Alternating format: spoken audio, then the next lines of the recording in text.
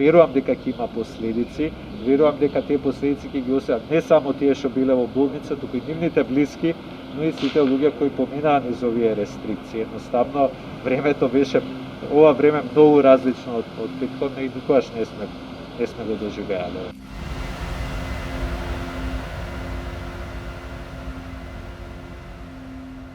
Впрочем, ние доживеавме да видиме година-две во светот кога речи се изгуби грипот. Бидејќи луѓето со таа дистанца направија тој да се намали, да речеме.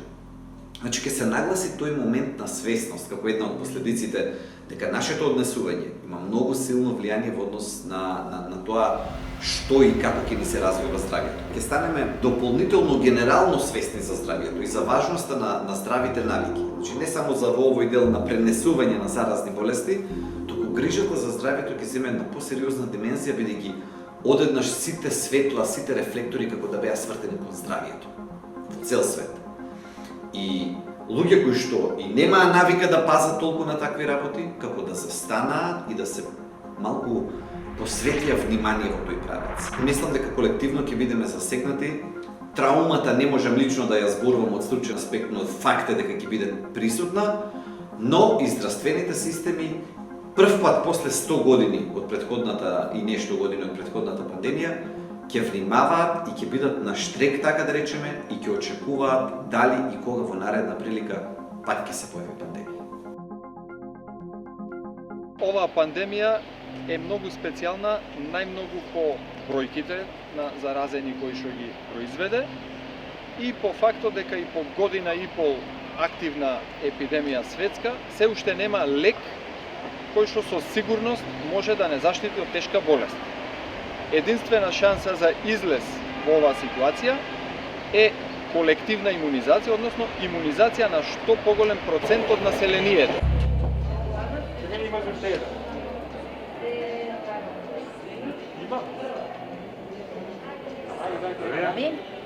Ќе почувате 2-3 минути, оному ќе седите 15 минути, печат става дали... Колку е поголем тој процент на луѓе кои што не се имунизирани, толку подолго пандемијата ќе трае.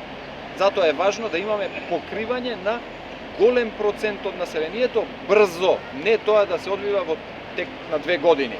Бидејќи вирусот ќе си најде начин, малку и ќе се измени, да може да ги заобиколи, ако има доволно време, дури и тие кои што се имунизирани на првичната варијанта. Колективен имунитет би бил посилен ако е направен по природен пат. Е факт. Мислам што сакаат нека зборуваат, природен имунитет е научно докажано, меѓутоа скапо е, би се платила цена сите да добиат природен имунитет. Би имало многу пост-ковид последици, многу смртни случаи. Затоа вакцината е воведена да спасува животи, таа спасува животи. За жал, не го спречува ширењето на вирусот. Не може со вакцина, тоа мора да се признае, да создадеме колективен имунитет. Меѓутоа сите кои ќе бидеме вакцинирани или природно прележани, како што е да речеме нешто слично во Велика Британија, нема толку да се плашиме од инфекција. Бидејќи сите, или најголем број, ќе поминуваме лесно.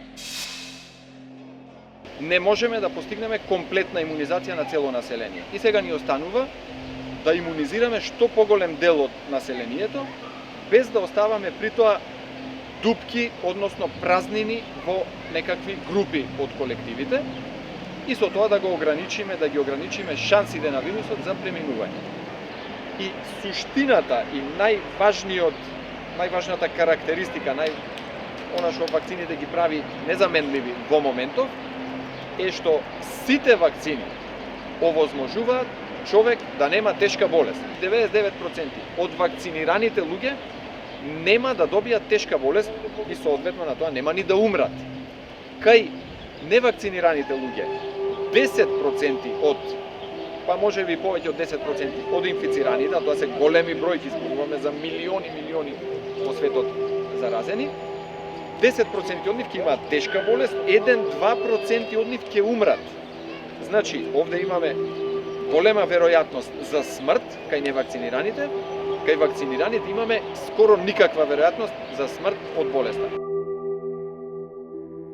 Најрано, лицето што прележало може да се вакцинира месец дена од кога оздравил, најрано. Меѓутоа логиката е да се вакцинира во наредните 6 или 9 месеци. Секаде во светот се признава природниот имунитет меѓу 6 месеци во Грција, најкратко, до 12 месеци во Швајцарија и Данска, останатите се негде на 9 месеци. Кој повеќе штити? Па, тоа секој ден го гледаме.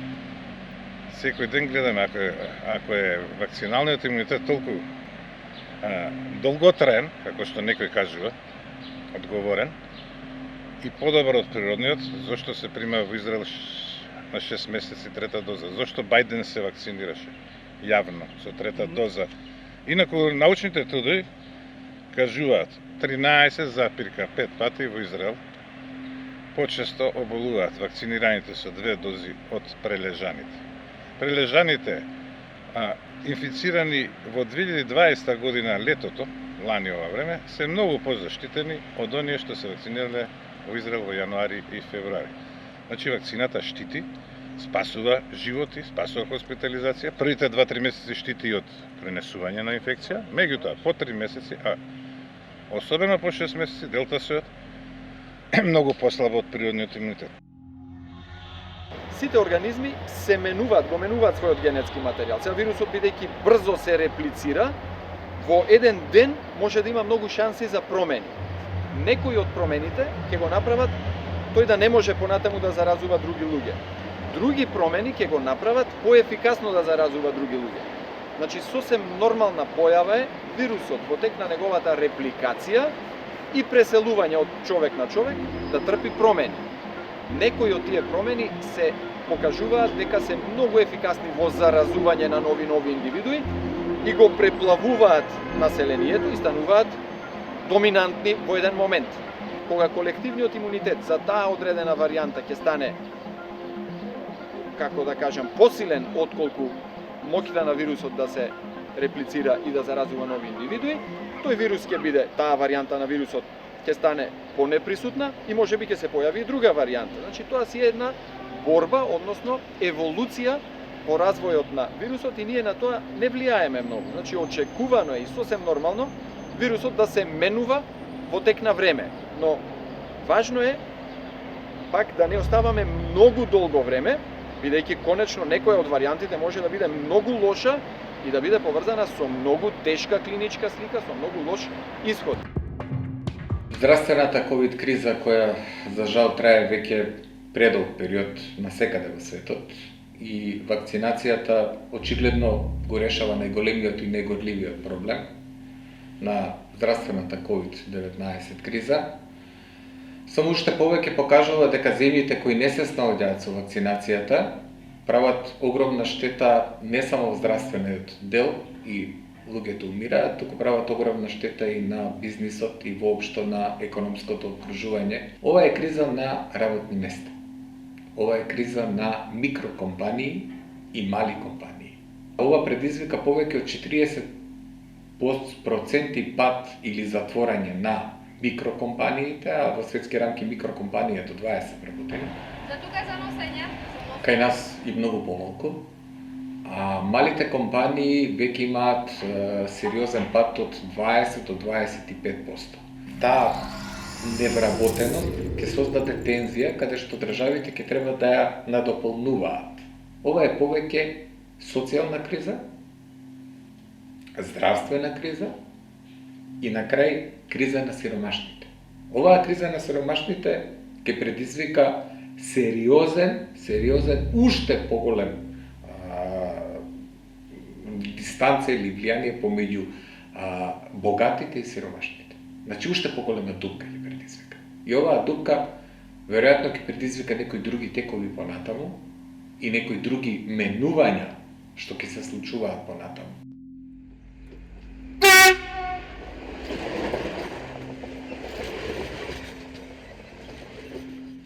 Страдаат доста овие што се средна возрастна доба, посебно ако стануваат без работа.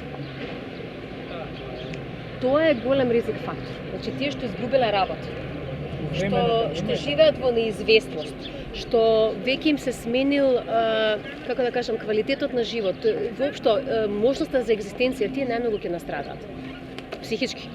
Од неизвестноста најмногу ја руши менталната стабилност. Ако трае долго време, ова веќе трае година и нешто. сите не имаме моќ за адаптација, така што ќе се врати човештвото назад на тие познати стази на функционирање. За колку време тоа, пак ќе речем, никој не може да кажи.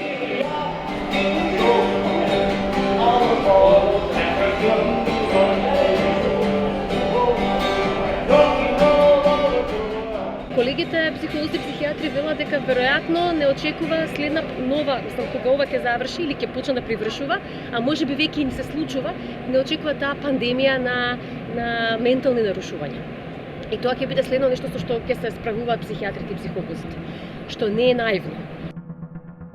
Кај пост-ковид, да речеме, состојбите се следи едно посттравматско стресно расстройство, зависно од кој како нели ја доживеал или преживеал таа состојба, и одредена пост-ковид симптоматологија, која што не зависи толку многу и од нели начинот на како е помината таа ковид, да речеме, болест, туку се следи една голема студија од Lancet ни го кажа тоа, дека кај 1/3 скоро на пациентите кои што се после ковид, дека се следат одредени невролошки и психијатриски состојби.